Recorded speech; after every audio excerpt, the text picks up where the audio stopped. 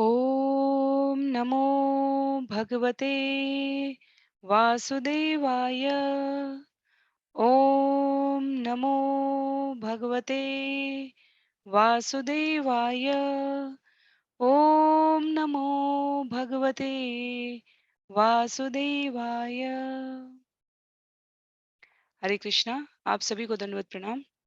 श्रीमद् भागवतम महापुराण सत्रों की इन श्रृंखला में सभी भक्तवृंद का यहाँ पर स्वागत है। हम सभी आज 255वें 255th सेशन में सत्र में प्रवेश कर रहे हैं, जहाँ हम वेद व्यास जी द्वारा लिखित 18,000 श्लोकों वाले अमल पुराण श्रीमद् भागवतम महापुराण का श्रवण और पठन कर रहे हैं। हमारे इस अध्ययन का मूल स्रोत अंतर्राष्ट्रीय कृष्ण भावनामृत संघ के संस्थापक आचार्य कृष्ण कृपामूर्ति श्री श्रीमद एसी भक्ति वेदांता स्वामी शिल प्रभुपाद द्वारा लिखित सुंदर सारग्राही सार गर्भित समस्त आचार्यों की गुरु शिष्य परंपरा में अर्जित ज्ञान का संकलन मात्र है। तो आरंभ करेंगे। सदैव की तरह सत्र का प्रारूप है संक्षिप्त पुनरावृत्ति, मंगलाचरण और उसके पश्चात सत्र विशेष के श्लोकों का वाचन, अनुवाद और आवश्यक बिंदुओं को शिल प्रभुपाद भक्ति वेदांता स्वामी शिल प्रभुपाद के तात्पर्यों से समझने का। संक्षिप्त पुनरावृत्ति के क्रम में यदि हमें स्मरण करना है, अध्याय 20 जिसमें 38 श्लोक थे, महाराज पृथु के यज्ञ में भगवान विष्णु का प्राकट्य होता है। प्रथम कुछ श्लोकों में क्योंकि भगवान भक्त वत्सल हैं, कहने के लिए पृथु भगवान के शक्ति स्वरूप विस्तार हैं।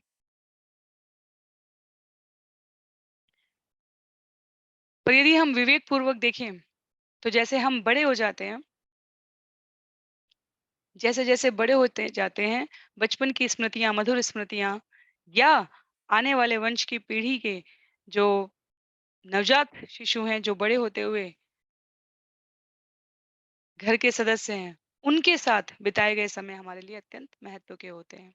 उसी प्रकार यहाँ पर महाराज पृथु भगवान की लीला के निमित्त कार्य का संपादन करने के लिए शक्ति स्वरूप विस्तार है, पर अपने मूल स्रोत भगवान से उनके संबंध की जो मधुरता है, वो हमें इस अध्याय 20 में, जिसका हमने पिछले 2 सत्रों में श्रवण और पठन किया था, समझने को मिलती है। तो इस अध्याय में इंद्र को क्षमा करने के लिए पहले ब्रह्मा जी द्वारा प्रयास करवाया गया महाराज पृथु के समक्ष, और उसके पश्चात भगवान विष्णु स्वयं उपस्थित थे। उन्होंने महाराज पृथु को निर्देश दिए कि किस प्रकार राज्य संचालन, किस प्रकार प्राणी मात्र के साथ कर्तव्यों की पूर्ति की जाए। साथ ही भगवान भक्तवत्सल महाराज पृथु से स्नेहपूर्ण संवाद करते हैं। भगवान के दर्शन करके विह्वल महाराज पृथु उनको श्लोक संख्या 23 से 31 तक प्रार्थनाएं समर्पित करती हैं, जो हम प्राणी मात्र के लिए अत्यंत लाभकारक है। कहीं से हमें शब्द भी ढूंढने की आवश्यकता नहीं है, सिर्फ उन शब्दों को भगवान के सामने प्रस्तुत कर देना है विनत भाव से, तो उसे प्रार्थना के रूप में निवेदित कर लेने पर भगवान स्वीकार कर लेते हैं। उसके पश्चात श्लोक संख्या 32 से 38 तक हमने देखा था कि भगवान वर देकर वहां से प्रस्थान करते हैं। तो आज के सत्र के लिए हम लोग आरंभ करने जा रहे हैं अध्याय 21। अध्याय 21 का नाम है महाराज पृथु द्वारा उपदेश। कहने के लिए ये उपदेश शब्द है यहाँ पर जब हम इसको श्रवण करेंगे तो हमें बहुत सुंदर और रोचक जानकारियां मिलने वाली हैं महाराज पृथु के शासनकाल की। तो श्लोकों के वर्गीकरण में उसे देखेंगे। 52 श्लोक हैं इस अध्याय में, और इस अध्याय के समाप्ति के पश्चात स्कंद 4 से समग्र श्लोकों की संख्या 914 हो जाती है। श्रीमद् भागवतम से अब तक श्रवण किए गए श्लोकों की कुल संख्या 3531 हो जाएगी। तो आरंभ करते हैं मंगलाचरण से, और उसके पश्चात हम लोग इस विषय को गुरुजनों के आशीर्वाद से भक्तों के संग में श्रवण करने का प्रयास करेंगे। नारायणं नमस्कृत्य नरं चैव नरोत्तमं देवीं सरस्वतीं व्यासं ततो जयमुदीरयेत्। शृण्वतां स्वकथा कृष्ण पुण्यश्रवणकीर्तन यद्यन्तस्तोय भद्राणि विधुनोति सुयत्स्यताम्।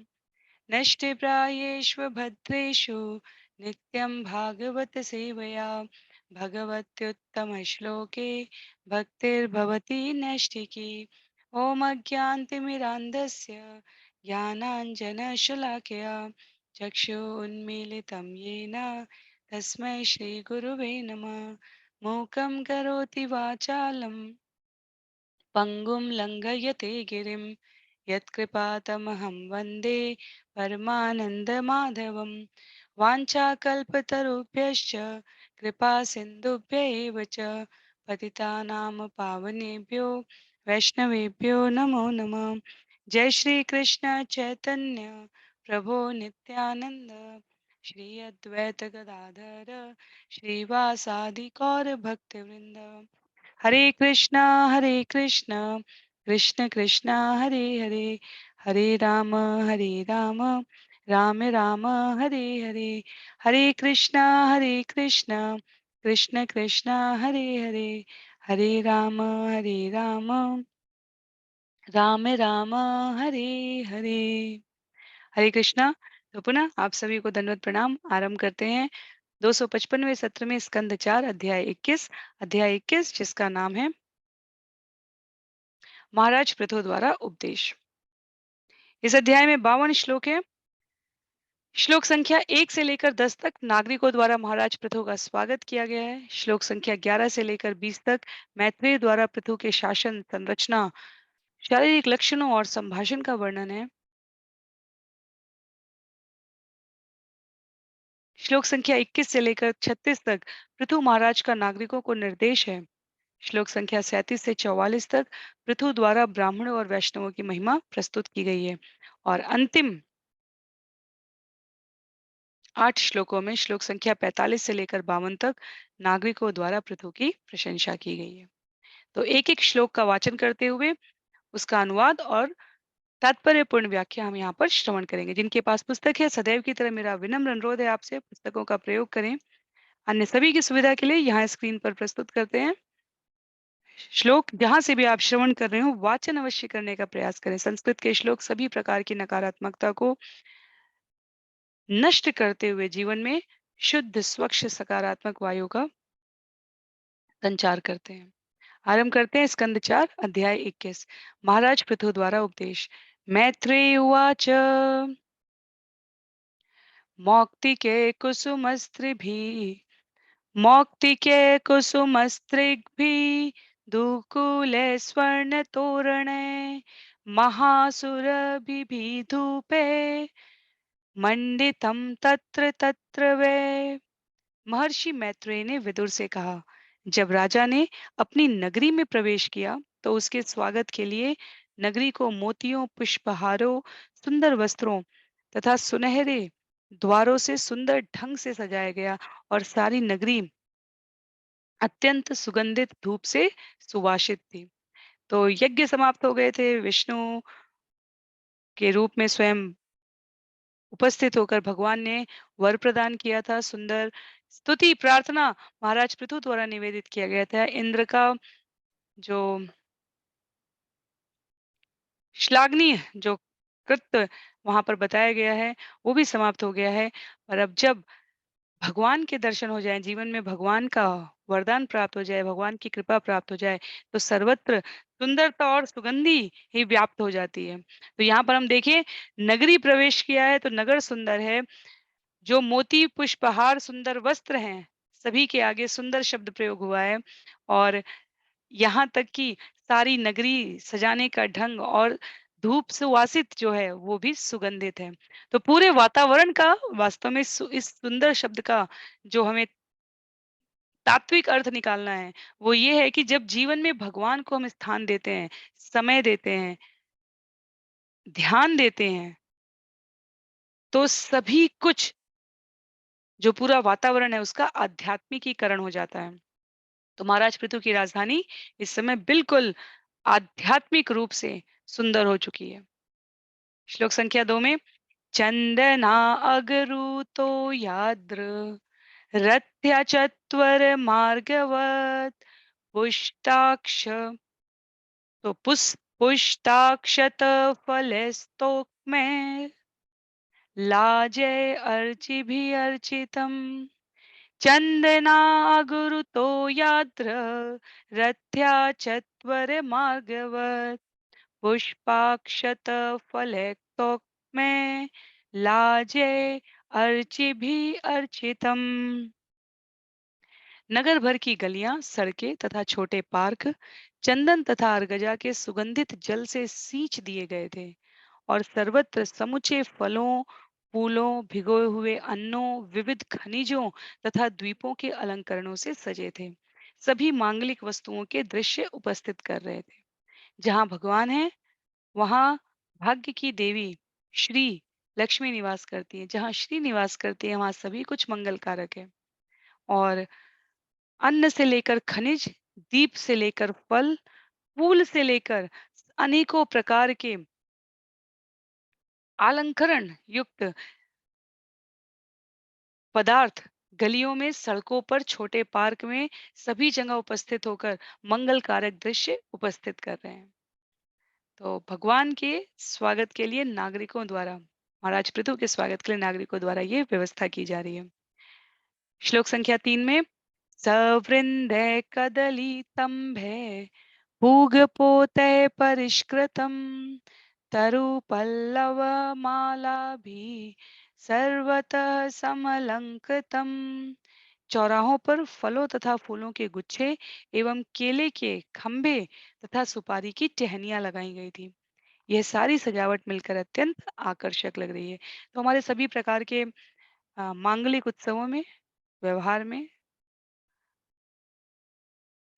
संस्कारों में केले के बंधनवान जो सजाए जाते हैं, सुपारी की टहनियाँ लगाई जाती हैं, फलों और फूलों के गुच्छे लगाए जाते हैं। ये सब शुभता के परिचायक हैं। प्रकृति के द्वारा दी गई ये अमूल्य देन है। स्वास्थ्य की शुचिता के लिए, आध्यात्म की शुचिता के लिए, मन, बुद्धि और संपूर्ण वातावरण की प्रसन्नता के लिए ये सारी सजावट शिला प्रभुपाद बताते हैं अत्यंत आकर्षक लग रही है।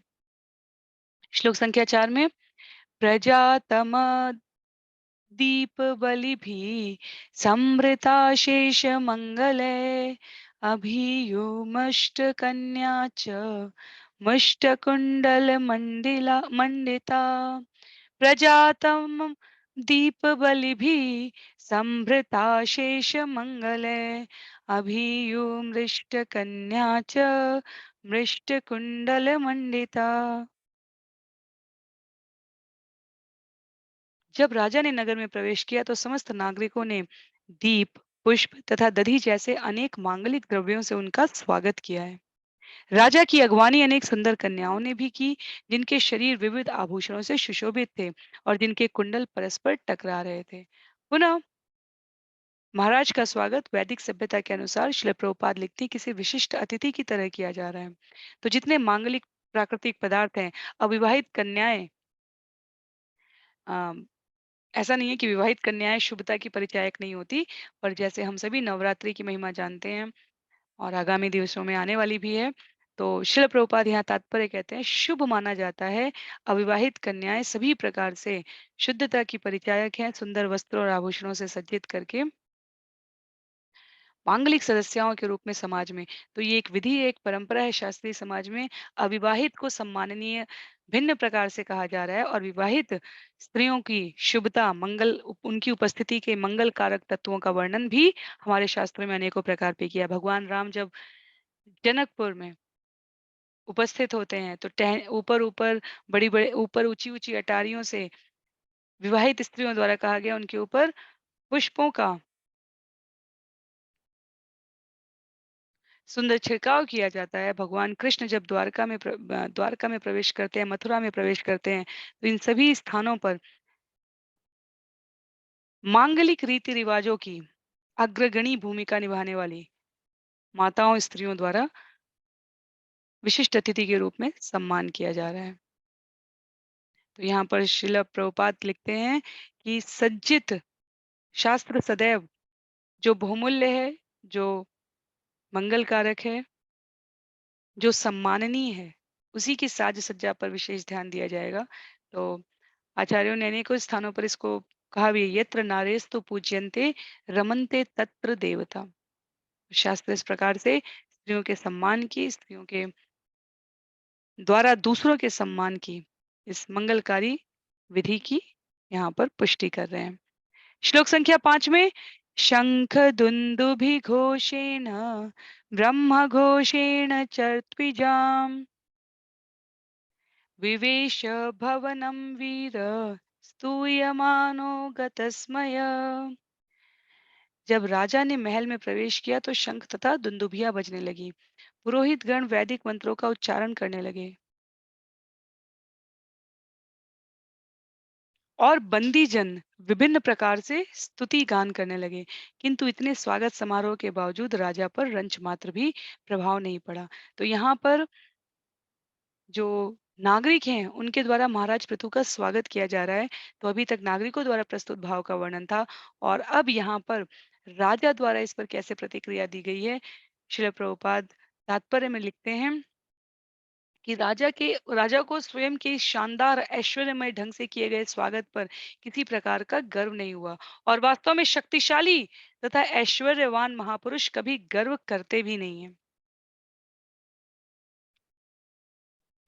जैसे वृक्ष का उदाहरण है, जितने फल उस पर लदते जाते हैं उतने विनयशीलता से वो नीचे झुका रहता है। तो अहंकार से सीधा तना हुआ नहीं रहता, अपितु विनयशीलता से राजा द्वारा ये भाव प्रजा के समक्ष उदाहरण के रूप में श्रवण पठन करने वाले हमारे जैसे अभ्यास करने के लिए उद्यत भक्तों के लिए प्रस्तुत किया गया है कि महाराज पृथु को किंचित मात्र भी इस पर गर्व नहीं हुआ। ये महापुरुषों के चरित्र का एक विशेष लक्षण है। श्लोक संख्या 6 में तो जहां पर भी कुछ तत्व की बात आएगी हम लोग चर्चा करेंगे, जहां विषय सरल और स्पष्ट है वहां आगे बढ़ते जाएंगे। पूजित पूजयामास तत्र तत्र महायशा पौराञ्जना पदान्तान् आन् प्रीत प्रियवरप्रद। पूजितः पूजयामास तत्र तत्र महायशा पौराञ्जना पौराञ्जान् प्रदान्तान् तान् प्रीत प्रिय वरप्रद। नगर के भद्र तथा सामान्य जनों ने राजा का हार्दिक स्वागत किया और राजा ने भी उन्हें मनवांछित आशीर्वाद प्रदान किया है।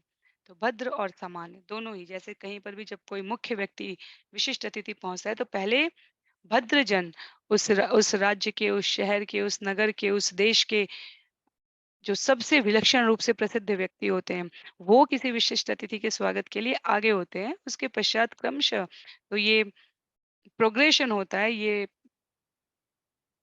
वैशिष्टिक योग्यता का क्रम होता है जिसमें भद्र जन आगे, जो विशिष्ट जन है किसी परम विशिष्ट व्यक्ति का व्यक्तित्व का सम्मान करते हैं और उसके पश्चात सामान्य जन। तो राजा ने भी तो उसी प्रकार जो सबसे विशिष्ट व्यक्ति जिसका स्वागत किया जा रहा है वो भी कुछ से हाथ मिलाता है, कुछ से हाथ जोड़ता है, कुछ को हाथ हिलाकर अपना सम्मान ज्ञापित करता है। तो उसी प्रकार राजा ने भी मन वांछित आशीर्वाद दिया है।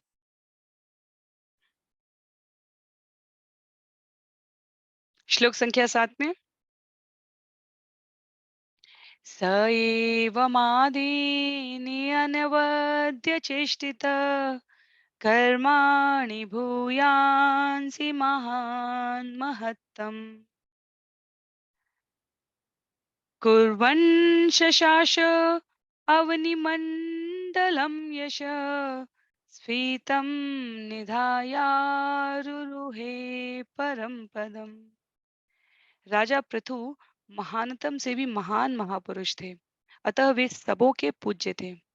उन्होंने पृथ्वी पर शासन करते हुए अनेक प्रशंसनीय कार्य किए और अत्यंत उदार बने रहे। ऐसी महान सफलता प्राप्त कर तथा सारे विश्व में अपनी कीर्ति फैलाकर अंत में वे भगवान के चरण कमलों को प्राप्त हुए हैं।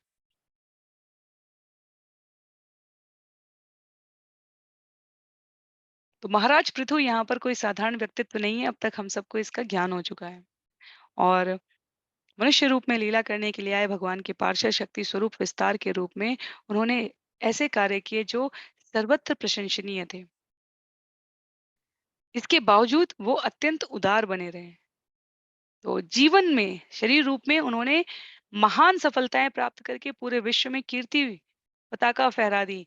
पर अंत में जो जीवन की सर्वोत्कृष्ट योग्यता है, जो जीवन का परम लक्ष्य है, वो क्या है? भगवान के चरण कमलों को प्राप्त हुए। श्रील प्रभुपाद कहते हैं, शासन करने के क्रम में उत्तरदायी राजा या उनके कार्याध्यक्ष को बहुत सारे कार्य करने पड़ते हैं, और सबसे प्रमुख कार्य जो होना चाहिए वो ये होना चाहिए, वेद सम्मत रीति से जीवन यापन करना। और दूसरा है ये सुनिश्चित करना कि प्रजा भी यथोचित रूप से वेद सम्मत जीवन यापन करे। तो पहले स्वयं आचरण करना, पहले आचार करना, फिर प्रचार करना। तो पृथु महाराज अपने जीवन काल में अपने व्यवहार द्वारा और अपने शासन द्वारा ये सुनिश्चित करते हैं। उसके पश्चात अंततः, क्योंकि वो सफलतापूर्वक ऐसा करते हैं, समस्त जगत में उनकी कीर्ति फैल जाती है। लोकोक्ति कही जाती है, सबसे पहले हमें प्रतिदिन जो अपरिहार्य रूप से आवश्यक कार्य हैं उन्हें करना चाहिए। कई बार हम सोचते हैं कैसे योजनाएं बनाएं, टाइम टेबल बनाएं, कैसे प्लान करें, टाइम मैनेजमेंट कैसे करें। और आचार्य इसका सरल सा उत्तर देते हुए कहते हैं, सबसे पहले अपरिहार्य रूप से जो आवश्यक है वो करना चाहिए। अर्जेंट और इम्पोर्टेंट में अपरिहार्य रूप से आवश्यक और महत्वपूर्ण में हमें पहले को चुनना चाहिए। अपरिहार्य रूप से क्या आवश्यक है? सोना खाना। अब ये सोना खाना, मनोरंजन करना, ये किस प्रकार होना चाहिए? भगवान को समर्पित करते हुए होना चाहिए। दूसरा, अब महत्वपूर्ण कार्य है, तो सबसे पहले जो आवश्यक है अपरिहार्य रूप से वो करना चाहिए। उसके पश्चात जो महत्वपूर्ण हो वो करना चाहिए। तत्पश्चात प्रतिदिन हमें जो संभव हो अपनी योजना, अ, दीर्घगामी योजना के अनुसार या निकट भविष्य की योजना के अनुसार वो करना चाहिए। और उसके बाद पंक्ति आती है, अगर हम इन तीन प्रकार के कार्यों को कर रहे हैं जो अपरिहार्य रूप से, अर्थात जिसे टाला ना जा सके, इतने आवश्यक काम, उसके बाद जो महत्वपूर्ण है कार्य वो करना, और उसके बाद जो संभव हो वो करना। तो आचार्य कहते हैं, तो हम प्रतिदिन असंभव कार्य कर रहे हैं अगर हम इन तीनों को संभाल लें। तो अपरिहार्य रूप से आवश्यक, जैसे खाना कहा, सोना कहा हमने। महत्वपूर्ण कार्य क्या होता है? जैसे कोई उत्सव आ रहा है, कोई अवसर आ रहा है, किसी के यहाँ कहीं कोई हमें कार्यक्रम में भाग लेना है, किसी प्रकार की कहीं सेवा देनी है, तो ये महत्वपूर्ण कार्य है, समय की प्रतिबद्धता के साथ हमें इन्हें पूरा करना होता है। संभव कार्य क्या है? संभव कार्य जैसे माताओं गृहिणियों के लिए हम सभी का अनुभव है कि संभव है बाजार से भी कुछ सामान खरीदे जा सकते हैं, उन पर उनको हम घर में भी बना सकते हैं। यदि हमारे पास समय की उपलब्धता है तो हम बाहर से लड्डू खरीदने की बजाय घर में बना लें। संभव कढ़ाई करने के लिए संभव है, अतिरिक्त आज हम कुछ श्रवण करेंगे, कुछ पठन करेंगे, तो ये संभव में आ जाते हैं। तो 16 माला कर ली है, अब आज समय है हमारे पास, तो 8-9 माला और कर लेते हैं। सिर्फ़ एकादशी को ही 25 माला नहीं करनी है, बल्कि यदि संभव है तो प्रतिदिन कर लें। तो अगर हमने 25 माला कर ली, सभी आवश्यक कार्य कर लिए, कुछ महत्वपूर्ण कार्य थे उनको भी कर लिया, तो यकीन मानिए हम सभी अपने आप को शाबाशी दे सकते हैं कि हमने असंभव कार्य कर लिए। अर्थात असंभव का अर्थ ये हुआ कि यहाँ पर जिस संदर्भ में कहा जा रहा है, आवश्यक, महत्वपूर्ण और संभावित, तीनों प्रकार के कर्मों को कर लेना। तो यहाँ पर महाराज पृथु के लिए शब्द प्रयोग हुआ है कि उन्होंने अत्यधिक ख्याति प्राप्त करी थी। वो इन सबको पूरी व्यवस्थित तरीके से सफलतापूर्वक कर चुके थे। श्लोक संख्या 8 में,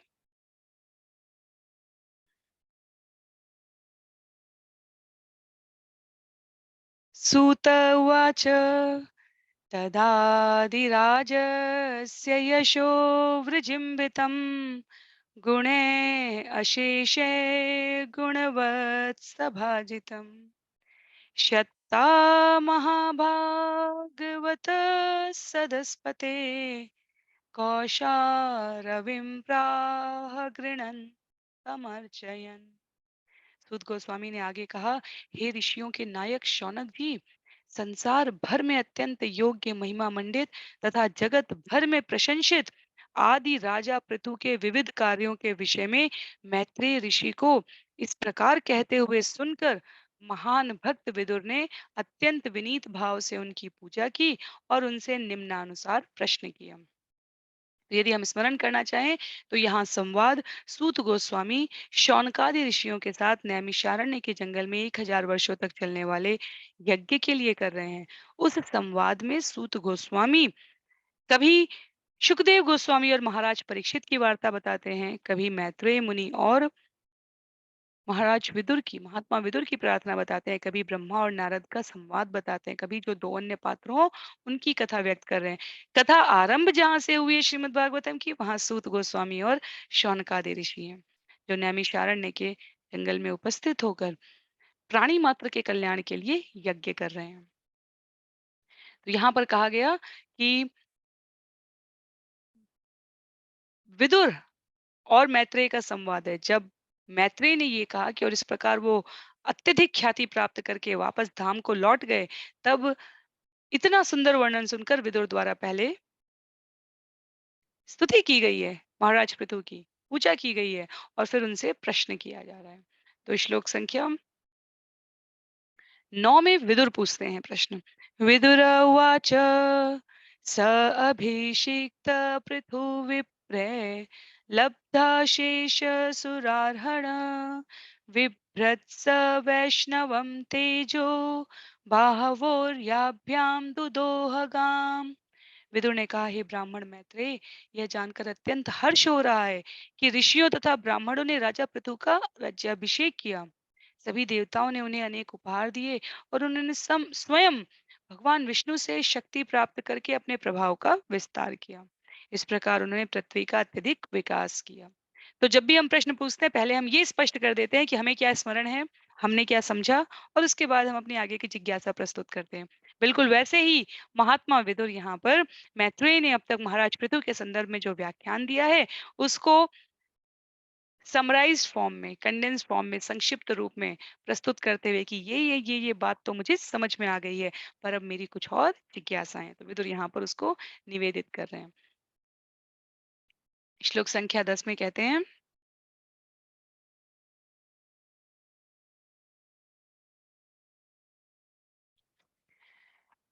कोन्वस्य कीर्तिं न शृणोत्यभिज्ञो यद्विक्रमोच्चुष्टमशेष भूपा। कोन्वस्य कीर्तिं न शृणोत्यभिज्ञो यद्विक्रमोक्षिष्टमशेष भूपा। लोका सपाला उपजीवन्ति कामा अद्यापि तन्मे वद कर्म शुद्धम। पृथु महाराज के कर्म इतने महान थे और उनकी शासन प्रणाली इतनी उदार थी कि आज भी सभी राजा तथा विभिन्न लोकों के देवता उनके चरण चिन्हों पर चलते हैं। भला ऐसा कौन होगा जो उनके कीर्तिमय कार्यों को सुनना नहीं चाहेगा। उनके कर्म इतने पवित्र तथा शुभ हैं कि मैं उनके संबंध में पुनः पुनः सुनना चाहता हूँ। तो ये श्लोक संख्या 1 से लेकर 10 तक जो हम श्रवण कर रहे हैं, वो स्वागत किया गया है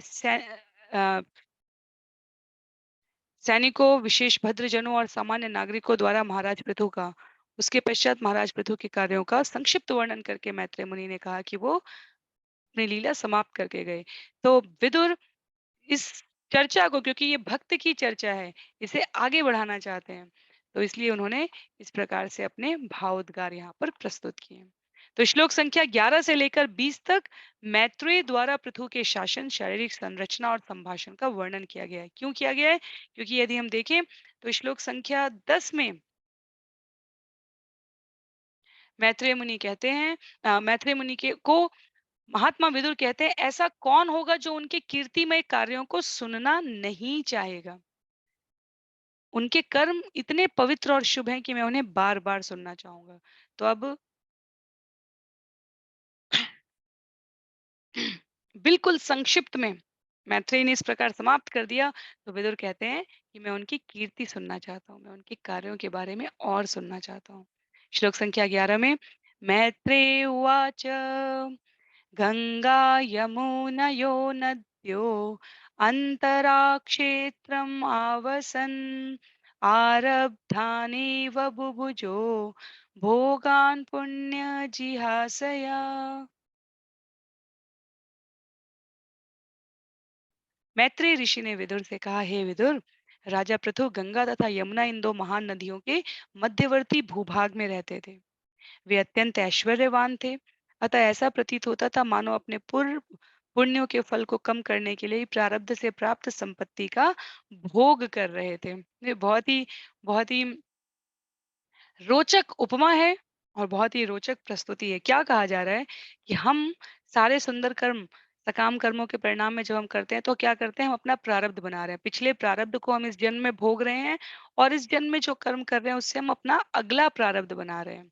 तो यहाँ पर मैत्रेय मुनि कहते हैं, पर पृथु द्वारा जो इतने ऐश्वर्यवान थे, ऐसा लगता था कि अपने इतने उन्होंने पुण्य कर्म कर रखे हैं कि उन फलों को कम करने के लिए प्रारब्ध से प्राप्त संपत्ति का भोग कर रहे हैं।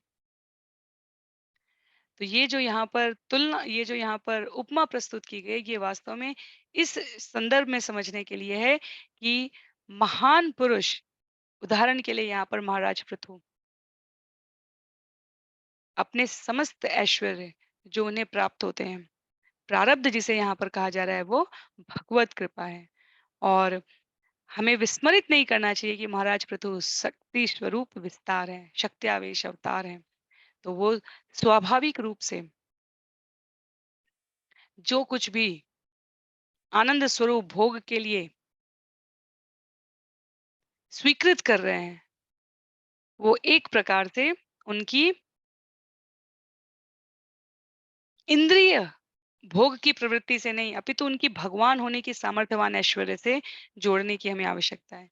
हमें ये नहीं समझना चाहिए कोई साधारण व्यक्ति है और इस प्रकार भोग करें। जैसे जैसे ध्रुव महाराज हो गए, उनको हमने श्रवण किया है। ध्रुव महाराज को जब भगवत दर्शन के पश्चात 36,000 वर्षों तक शासन करने का भगवान द्वारा आदेश हुआ, तो एक प्रकार से वो सुखी होने से ज़्यादा दुखी हुए थे कि इतने समय तक वो भगवान से दूर रहेंगे। तो प्रारब्ध का भोग के अपनी अपनी ये पुण्य फल की जो संचित निधि है उसको कम कर रहे हैं।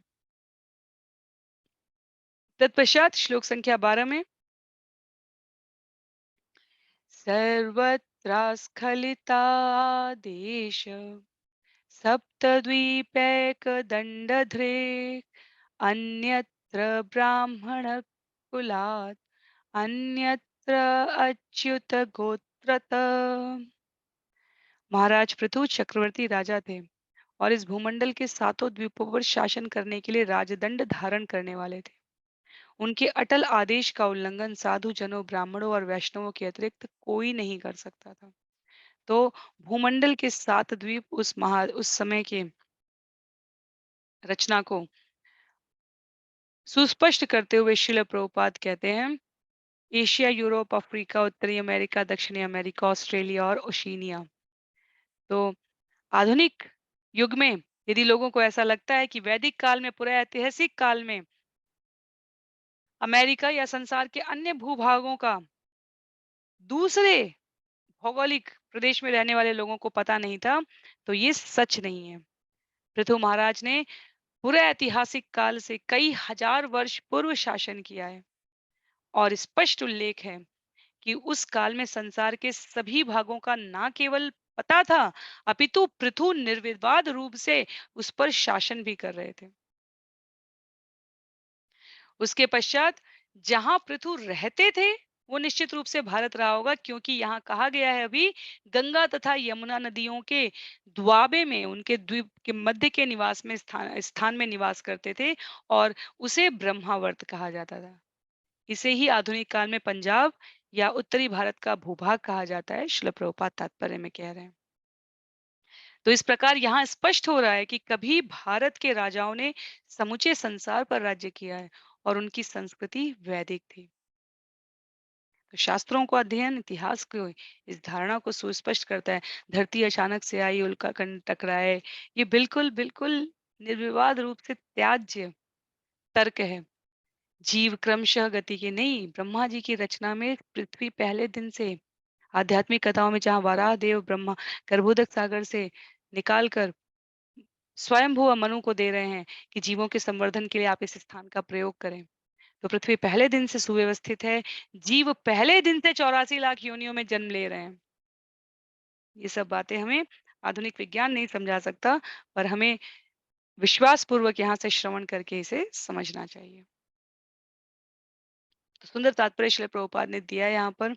उन्होंने पद्म पुराण का उल्लेख किया है, उन्होंने भगवत गीता का उल्लेख किया है, ताकि हम इस विषय को आसानी से समझ सकें।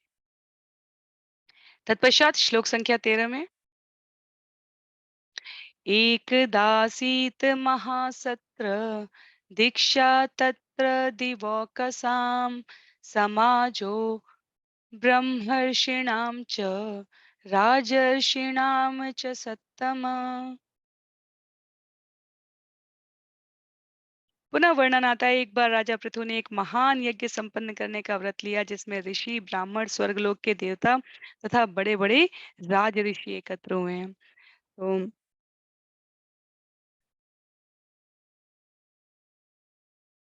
दो बातें यहाँ से हमें बहुत स्पष्ट हो रही हैं। एक तो इस बात की का सुनिश्चित होना कि पहले इस भूमंडल पर, धरती पर देवता आया जाया करते थे, क्योंकि महाराज पृथु के यज्ञ का वर्णन है और ये कहा गया है कि ऋषि ब्राह्मण स्वर्गलोक के देवता और बड़े बड़े राज ऋषि एकत्र हुए।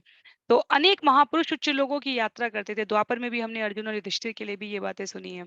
और इसका अर्थ हुआ यात्रा करने के लिए अंतरिक्षयान भी थे, अंतरिक्षयान भी उन्नत थे। तो सब कुछ व्यवस्था पहले से है। समयांतर पर जैसे धर्म नष्ट नहीं होता है, अपितु वो जो गुरु शिष्य परंपरा भंग हो जाती है, उसके लिए भगवान स्वयं अवतार लेते हैं या अपने पार्षदों से उस ज्ञान को पुनः स्थापित करवाते हैं। ये बिल्कुल वैसा ही है। जब हम शास्त्रों से अध्ययन करेंगे विमान के लिए, गमन के लिए, मनुष्यों के उच्च लोकों में गमन के लिए और उच्च लोकों के जीवों का मनुष्य लोक में गमन करने के लिए, तब हमें इन सब की प्रासंगिकता पर किसी भी प्रकार का संदेह नहीं रहेगा।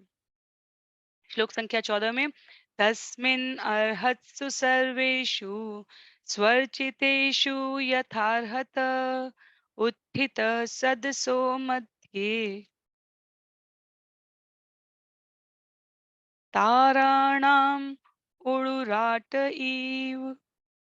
उस महान सभा में महाराज पृथु ने सर्वप्रथम समस्त सम्माननीय अतिथियों की उनके पदों के अनुसार यथा योग्य पूजा की। फिर वे उस सभा के मध्य में खड़े हो गए। ऐसा प्रतीत हुआ मानो तारों के बीच पूर्ण चंद्रमा का उदय हुआ है। तो अब महाराज पृथु द्वारा किस प्रकार व्यवहार किया जा रहा है, वो मैत्रेय मुनि महात्मा विदुर को बता रहे हैं। तो पृथु, विदुर, मैत्रेय, सूत गोस्वामी ने भी यहाँ पर प्रवेश किया था। और क्या हो रहा है, महाराज पृथु ने अब ऐसे जैसे रिटर्न गिफ्ट करते हैं, वैसे महाराज पृथु ने वहां उपस्थित सम्माननीय अतिथियों की उनकी पद के अनुसार सेवा की, योग्य पूजा की। और उसके पश्चात वो सभी के मध्य में खड़े हो गए। कैसे खड़े हो गए हैं? जैसे तारों के बीच पूर्ण चंद्रमा उदित हो रहा हो। तो उनके लिए आवश्यक कार्यों की पुष्टि के रूप में उन्होंने अपने आप को प्रस्तुत किया है। श्लोक संख्या 15 में प्रांशु पीनायत भुजो गौर कंजारुणेक्षण सुनास सुमुख सौम्य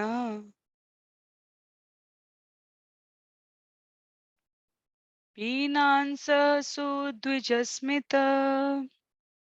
राजा पृथु का शरीर अत्यंत ऊंचा और पुष्ट था और उनका रंग गोरा था।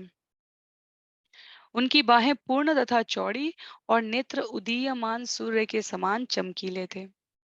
उनकी नाक सीधी, मुख अत्यंत सुंदर तथा व्यक्तित्व सौम्य था। मुस्कान से युक्त उनके मुख में दांत सुंदर ढंग से लगे हुए थे। तो महापुरुषों के शरीर के 32 लक्षण बताए जाते हैं। चैतन्य चरितामृत में श्रील प्रभुपाद ने इसको लिखा है। आंख कैसी है, नाक कैसी है, उन्नत मस्तक है। 7 शरीर के अंगों को लाल बताया गया है, 7 को छोटा बताया गया है, 7 को उभरा हुआ बताया गया है, उन्नत बताया गया है। इस प्रकार जो शारीरिक लक्षण है वो यहाँ पर प्रस्तुत किए हैं। तो पृथु के शारीरिक अंग न केवल आकर्षक बताए गए हैं, अपितु शरीर में सभी शुभ लक्षण भी प्रस्तुत किए गए हैं। और श्रील प्रभुपाद बिना किसी दुविधा के स्पष्ट कहते हैं, किसी व्यक्ति विशेष की शारीरिक बनावट उसके पूर्व कर्मों के अनुसार होती है। जैसे पिछले जन्म के कर्म है वैसी शारीरिक बनावट होती है, चाहे मनुष्य हो, चाहे पशु हो, चाहे देवताओं का समाज हो। विभिन्न प्रकार के शरीरों में जो देहांतरण है, वह इसका प्रमाण है। तो इसीलिए कहा गया है कि सुंदरता किसी भी प्रकार से स्वयं का अर्जित, हम ये कह सकते हैं प्रारब्ध तो हमारे ही थे इसलिए हमें इस प्रकार का प्राप्त हुआ, पर प्रारब्ध की अन्य किसी प्रकार के कृत्य से तुलना ना करके शरीर प्राप्त करना, ये विधि के विधान में इसमें हमारा अपना किंचित मात्र भी कोई अलग से योगदान हमें नहीं समझना चाहिए। तो श्लोक संख्या 15 में महाराज पृथु के शारीरिक सौष्ठव का वर्णन कर आरंभ किया है और श्लोक संख्या 16 में कहा गया है व्यूढ़ वक्षा बृहश्रोणी वली वल्गु दलोदर आवर्तनाभियोजस्वी कांचनोरु उदग्रपात। महाराज पृथु की छाती चौड़ी थी, उनकी कमर अत्यंत स्थूल तथा उनका उदर बल पड़े हुए होने के कारण वट वृक्ष की पत्तियों की रचना के समान लग रहा था। उनकी नाभि भंवर जैसी तथा गहरी, उनकी जांघें सुनहरे रंग की तथा उनके पंजे उभरे हुए थे। क्यों शारीरिक संरचना का यहाँ पर वर्णन कर रहे हैं, ये हमें अभी आगे स्पष्ट होगा। श्लोक संख्या 17 में कहा गया है सूक्ष्म वक्र सित स्निग्ध मूर्धज कंबुकंधर महाधने दुकूलाक्षये परिधायोपवीय च। उनके सिर के काले तथा चिकने बाल अत्यंत सुंदर तथा घुंघराले थे और शंख जैसी गर्दन शुभ रेखाओं से अलंकृत थी। वे अत्यंत मूल्यवान धोती पहने थे और शरीर के ऊपरी भाग में सुंदर सी चादर ओढ़े थे। श्लोक संख्या 18 में, क्योंकि ये शारीरिक सौष्ठव का वर्णन है तो हम लोग इसे एक ही क्रम में ले लेते हैं। व्यंजिता शेष गात्र श्री नियमे न्यस्तभूषण कृष्णाजिनधरः श्रीमान् कुशपाणि कृतोचित।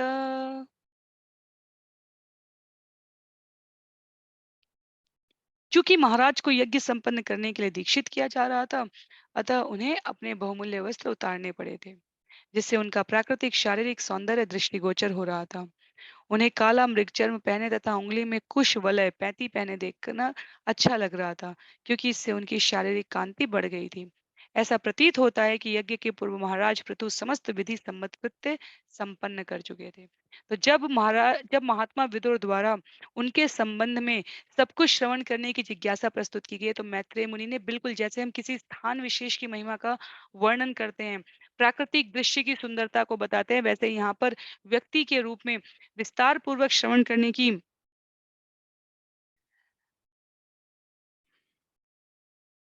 महात्मा विदुर द्वारा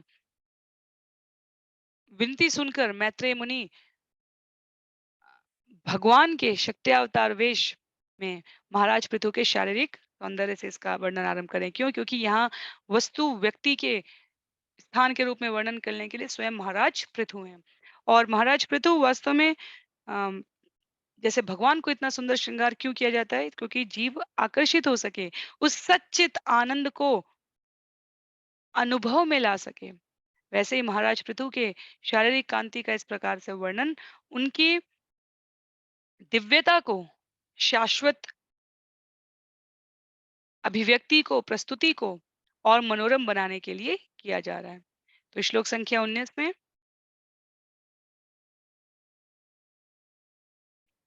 शिशिर स्निग्ध ताराक्षः समेक्षत समन्तत उचीवाना इदं मुर्विश सदसंहर्षयन्निव।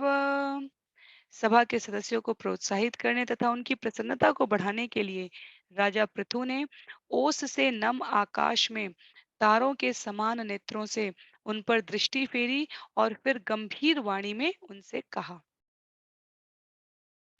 तो अब यहाँ पर महाराज पृथु अपनी प्रजा से कुछ कहने जा रहे हैं, क्योंकि हमने देखा श्लोक संख्या 11 से लेकर 20 तक मैत्रेय द्वारा पृथु के शासन, संरचना शारीरिक संरचना और संभाषण का वर्णन किया गया है।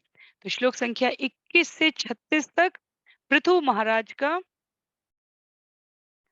नागरिकों को निर्देश प्रस्तुत किया जाएगा। तो श्लोक संख्या 20 में, क्योंकि अभी संभाषण की जो विशेषता है वो 11 से 20 तक जो प्रस्तुत किया मैत्रेयी मुनि ने, वो अब आने जा रही है। श्लोक संख्या 20 में महाराज पृथु की वाणी की सुंदरता का वर्णन किया गया है। चारु चित्र पदम श्लक्ष्णम मृष्टम गूढ़म अविक्लवम सर्वेषाम उपकारार्थम तदा अनुवदन इव। महाराज पृथु की वाणी अत्यंत सुंदर, आलंकारिक भाषा से युक्त, सुस्पष्ट तथा श्रुति मधुर थी। उनके शब्द अत्यंत गंभीर तथा अर्थवान थे।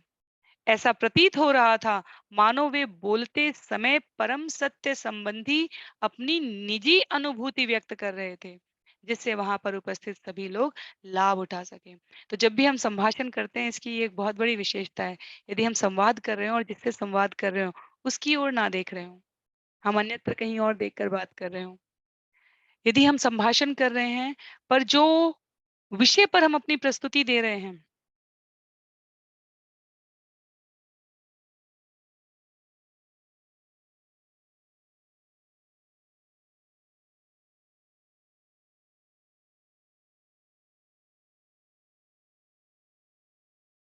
क्षमा कीजिए, जिस विषय पर हम अपनी प्रस्तुति दे रहे हैं, हम अपने आप को उस पर स्वयं विश्वास ना करें। तो हम बात कर रहे हो बड़े-बड़े मोटिवेशन की, बड़े-बड़े प्रोत्साहन की, प्रेरणाकारक शब्दों की, और हमारे चेहरे की भाव-भंगिमा अत्यंत उदास लगे,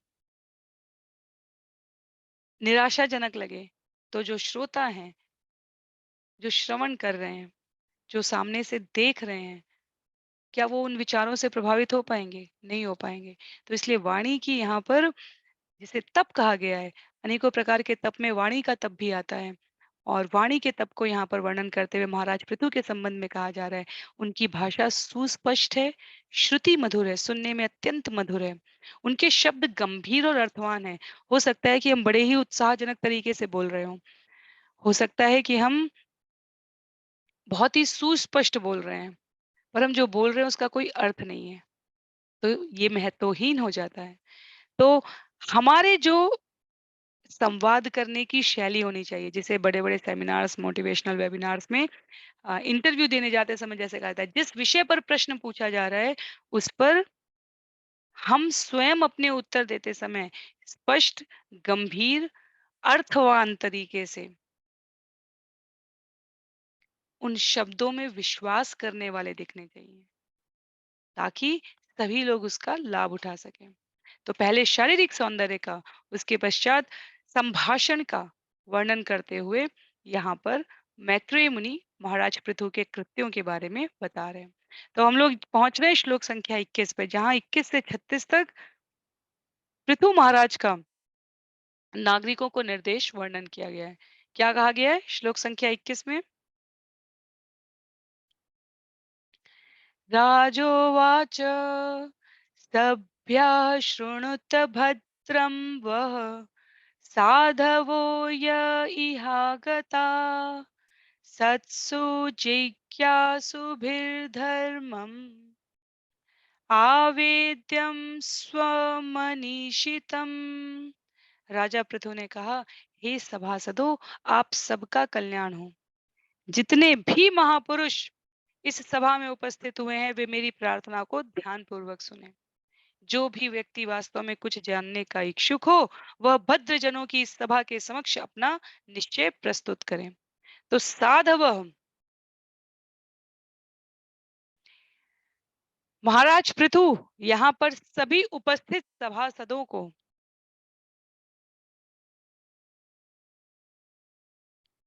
कल्याण हो, इस भाव से, जिसे हम ग्रीटिंग्स कहते हैं, संबोधित कर रहे हैं, सबके प्रति अपनी कृतज्ञता ज्ञापित कर रहे हैं। तो महाराज पृथु ध्यान पूर्वक, उसके पश्चात कृतज्ञता ज्ञापित करने के पश्चात ध्यान पूर्वक प्रार्थना को श्रवण करने की, क्यों कह रहे हैं ऐसा?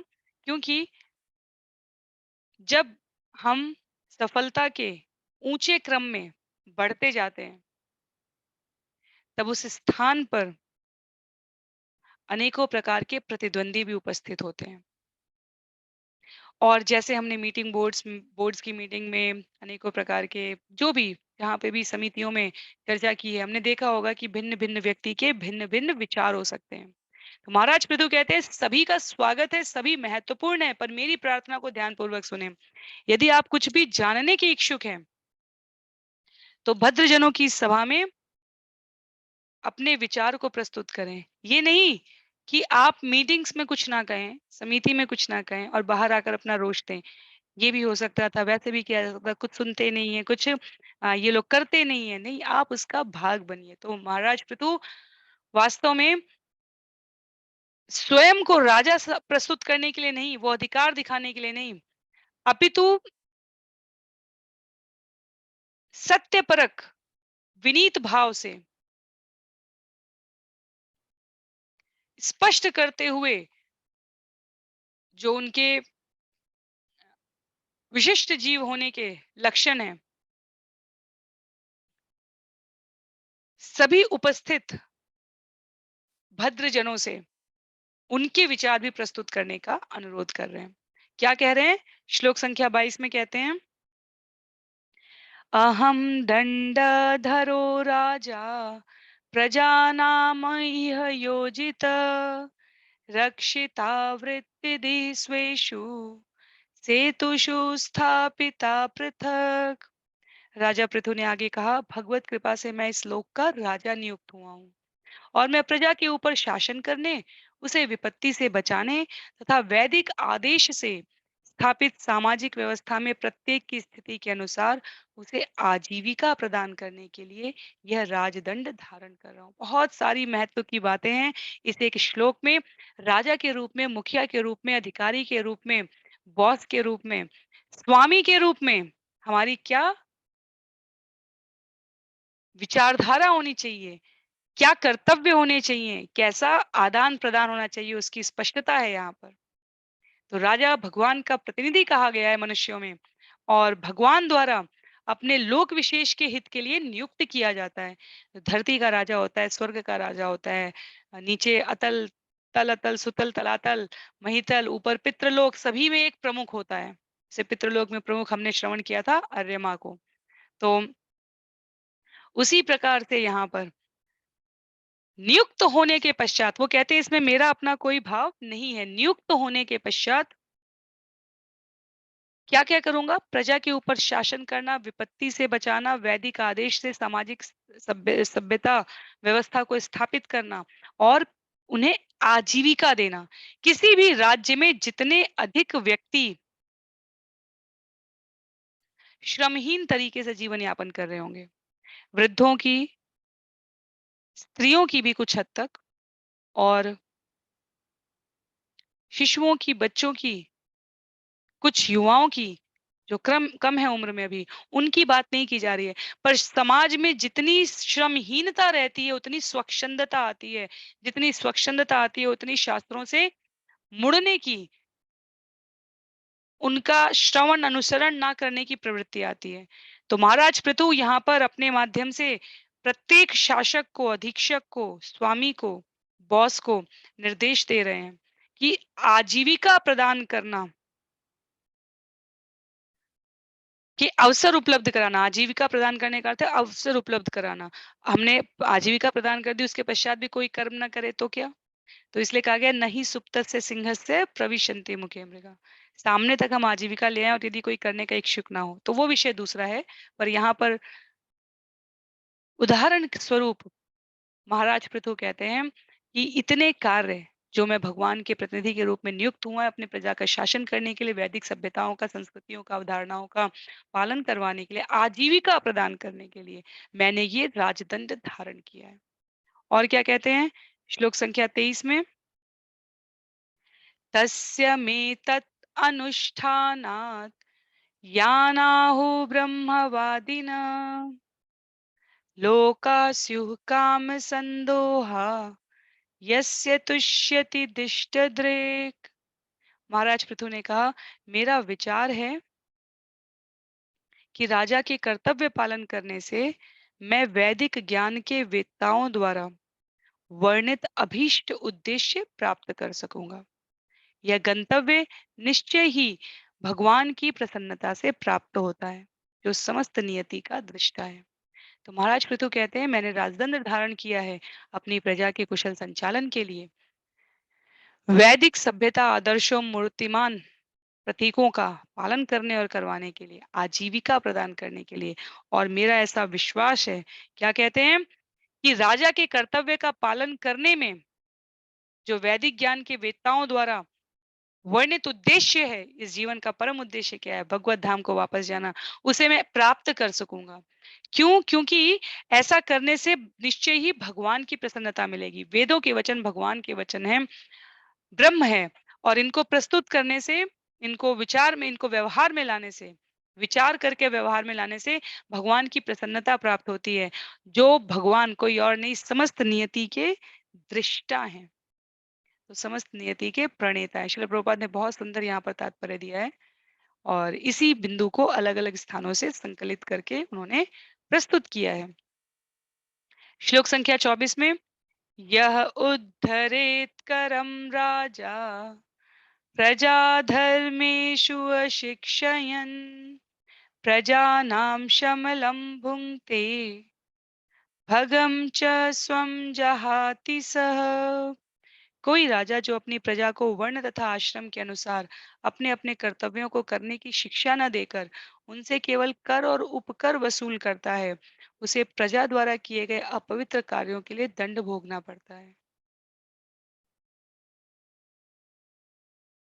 ऐसे अवनति के साथ ही राजा की अपनी संपदा भी जाती रहती है। जैसे गुरु के लिए भी यही पंक्ति कही जाती है, यदि एक बार शिष्य के रूप में उन्होंने किसी व्यक्ति को, जीव को स्वीकार कर लिया, उसके बाद जीव द्वारा शास्त्र अनुमोदित आचरण ना किया जाए, गुरु के वचनों का पालन ना किया जाए, तो जीव, उस अमुक जीव जो शिष्य के रूप में है, उसके द्वारा किए गए प्रत्येक पाप कर्म में, प्रत्येक शास्त्र विरुद्ध कर्म में गुरु को भी दंड मिलता है। तो इसलिए जब किसी गुरु के स्वास्थ्य में संकट आए, तो भक्तों से अनुरोध किया जाता है कि वो भगवान से प्रार्थना करें, क्योंकि गुरु अपने आप में शुद्ध है, निष्कलुष है, परमहंस है। उन भगवान की शरणागति में होते ही उनके सारे प्रारब्ध समाप्त हो गए, नष्ट हो गए, जलकर राख हो गए। आगे का कोई प्रारब्ध नहीं है, तो वो हर क्षण भगवान की कृपा पर होते हैं गुरु। और यदि उस अवस्था में शिष्य, कोई एक शिष्य, कोई शिष्यों का समूह या अनेक शिष्य, जैसे प्रण के रूप में गुरु द्वारा आदेश दिए गए उसका पालन नहीं करते, तो राजा का भी, जैसे गुरु का भी जैसे नुकसान होता है, वैसे यहाँ पर प्रजा यदि वैसा आचरण ना करे, तो पृथु का भी नुकसान होने वाला है। तो ये स्पष्ट किया जा रहा है यहाँ पर कि स्वयं शासक के रूप में हमें क्या करना चाहिए, और प्रजा के लिए, जैसे बच्चे को एक निश्चित अनुशासन चाहिए, वैसे प्रजा को भी निश्चित नियमावली चाहिए। यदि ऐसा ना करे, तो क्या होता है, राज्य का ही धीरे धीरे शरण होता जाता है, राजा का ही धीरे धीरे शरण होता जाता है। तत्पश्चात अंतिम 2 श्लोक हैं आज के सत्र के लिए। श्लोक संख्या 25 में, तत्प्रजा भर्तृपिंडार्थम स्वार्थम एवानसूयवः कुरुत अधोक्षज धीय तर्हि मे अनुग्रह कृत।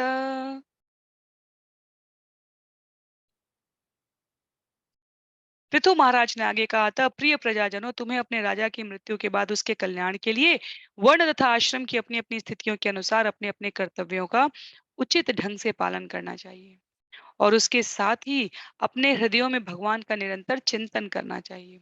ऐसा करने से तुम अपने हितों की रक्षा कर सकोगे और अपने राजा की मृत्यु के उपरांत उसके कल्याण के लिए अनुग्रह प्रदान कर सकोगे। तो राजा के रूप में महाराज पृथु अपने शासन काल में ही नहीं, अपितु अपने शासन काल की समाप्ति के बाद, शरीर गमन के पश्चात, शरीर यहाँ पर नष्ट हो जाए, बैक टू गॉड हेड, भगवत धाम की वापसी के पश्चात की बात करते हुए कहते हैं कि प्रजा को अपने अपने कर्तव्यों का उचित ढंग से पालन करते रहना चाहिए। हृदय में भगवान का निरंतर चिंतन करना चाहिए और ऐसा करने से वास्तव में अपने हितों की रक्षा करता है जीव, साथ ही साथ जो मृत राजा है या शरीर छोड़ चुके गुरु हैं, वो निवेदित किए जाने पर कल्याण के लिए अनुग्रह प्रदान करते हुए आशीर्वाद देते हैं। तो पृथु अपने संदर्भ में कह रहे हैं कि एक समय के पश्चात यदि मैं भी ना रहूं, तो भी प्रजा के रूप में आप सभी को अपना आचरण शुद्ध, शुचिता युक्त और सुस्पष्ट रखना चाहिए। तो अंतिम श्लोक है आज के लिए।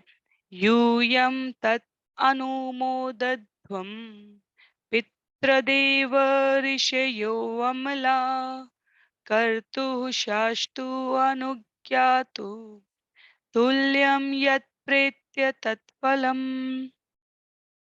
मैं समस्त शुद्ध अंतःकरण वाले देवताओं, पितरों तथा साधु पुरुषों से प्रार्थना करता हूँ कि वे मेरे प्रस्ताव का समर्थन करें, क्योंकि मृत्यु के पश्चात किसी भी कर्म का फल इसके कर्ता, आदेशकर्ता तथा समर्थक के द्वारा समान रूप से भोग्य होता है। बहुत महत्व का ये बिंदु है। हम भगवत गीता में इसको श्रवण करते हैं। क्या कहा जा रहा है कि जो कर्तव्य किया जा रहा है वो करने वाले से, आदेश देने वाले से, समर्थक के रूप में जिसने स्वीकृत किया है उसके द्वारा उस कर्म का फल भोग समान रूप से किया जाता है। जैसे भगवान की सेवा में कहा जाता है, कौन कौन व्यास आसन पर बैठ के कथा सुना रहा है और कौन रसोई घर में बैठकर, मंदिर की रसोई घर में बैठकर आगंतुकों के लिए प्रसाद बनाकर बर्तन मांजने का, साफ सफाई करने का काम कर रहा है। भगवान की नजर में दोनों सेवाएं समान महत्व की हैं। भगवान ये नहीं कहते कथावाचक बहुत सारे श्रोताओं का मनोरंजन कर रहा है, उन्हें आकर्षित कर रहा है, उन्हें मेरे बारे में बता रहा है, इसलिए मैं उसे नंबर 1 की श्रेणी दूँगा। और जो नीचे इन्हीं अतिथियों की, इन्हीं भक्तों की, इन्हीं आचार्यों की सेवा करने के लिए सुंदर भोजन पकवान करके भगवान को भोग लगाने के लिए, तत्पश्चात सफाई करने के लिए प्रयोग कर रहे हैं उस स्थान को, वो दूसरी वरीयता है। बिल्कुल नहीं, भगवान कहते हैं स्पष्ट रूप से, जो इस प्रकार से मेरी प्रसन्नता के लिए कार्य कर रहा है, उसको मेरी तरफ से पूरा समर्थन है। इसीलिए यहाँ पर कहा गया है, खेत में उगने वाला अनाज अनेकों प्रकार के नेटवर्किंग, डिस्ट्रीब्यूशन, वितरण प्रणाली सबसे होता क्रेता के हाथ में आता है, खरीदने वाले के हाथ में वो अनाज आता है।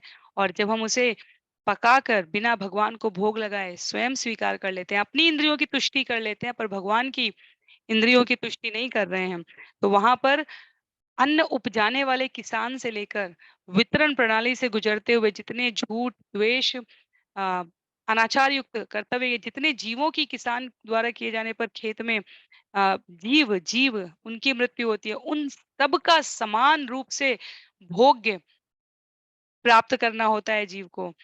पर यदि यही भोजन भगवान को भोग के रूप में अर्पित कर दिया जाए, तो आरंभिक अनाज के उत्पादन से लेके, वितरण से लेके सब कुछ भगवान के सामने प्रस्तुत कर देने पर वो वहां समाप्त हो चुका है। अब जो जीव ग्रहण कर रहा है वो प्रसाद है, और प्रसाद में सिर्फ और सिर्फ कृपा होती है, सिर्फ और सिर्फ कृपा होती है। तो इसलिए ये शुद्ध, परिपूर्ण, प्रामाणिक सत्य यहाँ पर मृथु पृथु महाराज के माध्यम से प्राणी मात्र को समझाने के लिए भगवान प्रस्तुत करवा रहे हैं। तो आज के लिए सत्र को हम लोग यहीं पर समाप्त करेंगे, श्लोक संख्या 26 पे। अगले सत्र में स्कंद 4 अध्याय 21 श्लोक संख्या 27 से हम लोग आगे श्रवण करने का प्रयास करेंगे। तो किसी भी प्रकार की टिप्पणी के लिए, किसी भी प्रकार की दुविधा के लिए, किसी भी प्रकार के विरोध के लिए आप जहां जिस ग्रुप से जुड़े हैं वहां सूचित कर सकते हैं, या इस वीडियो के कमेंट बॉक्स में बता सकते हैं। आज के लिए सत्र को यहीं पर समाप्त करते हैं। श्रील प्रभुपाद की जय, श्रील गुरुदेव की जय, अनंत कोटि वैष्णव वृंद की जय, श्रीमद् भागवतम महापुराण की जय। हरे कृष्णा।